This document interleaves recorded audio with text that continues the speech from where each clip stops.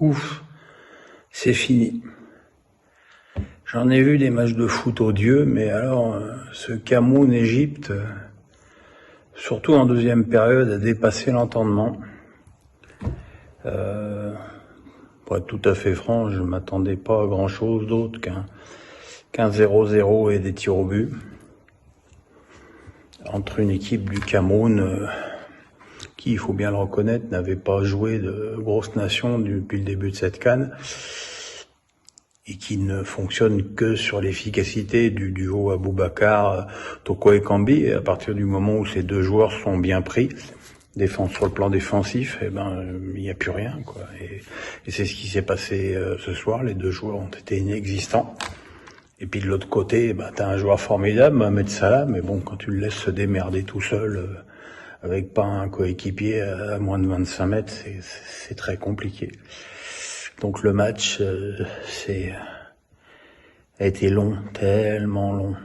Alors c'est vrai que les Camerounais ont touché le montant, mais bon, ça suffit pas, parce qu'il faut reconnaître que si le jeu de l'Égypte est sordide, sur le plan défensif, ils sont quand même super bien organisés. Voilà.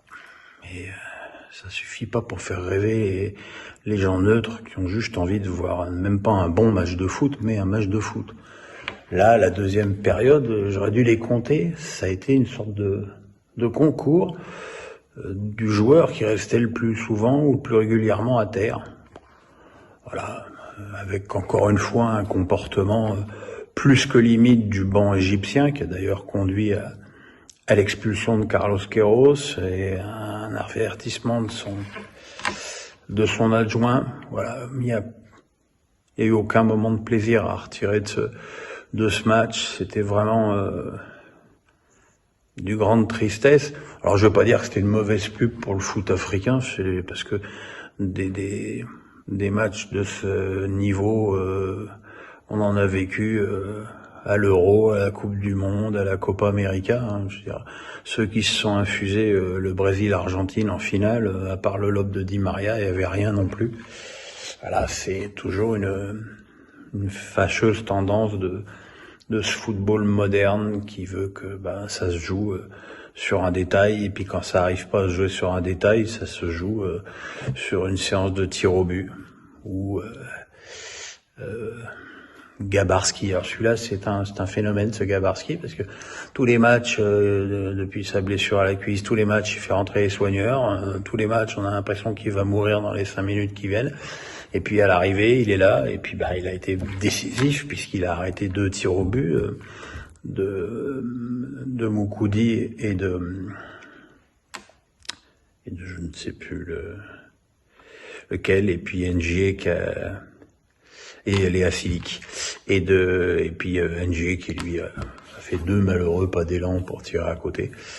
Voilà, pendant ce temps-là, tous les Égyptiens ont marqué leur tir au but. Donc effectivement, ça pouvait être difficilement se terminer autrement que par une élimination pour les Camerounais. Alors les quelques commentaires que j'ai pu lire sur les réseaux sociaux, je vois les gens se réjouir que les corrompus n'ont pas gagné. Je pense que c'est quand même, comme souvent sur les réseaux sociaux, très exagéré.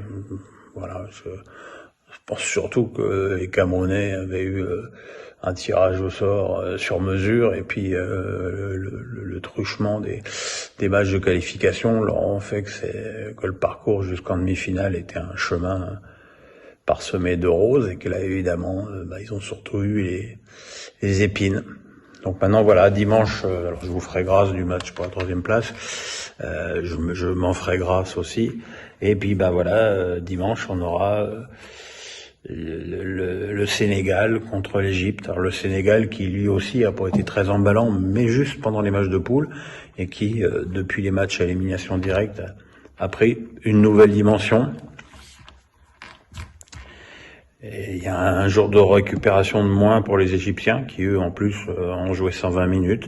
Ça pourra peut-être jouer, mais bon.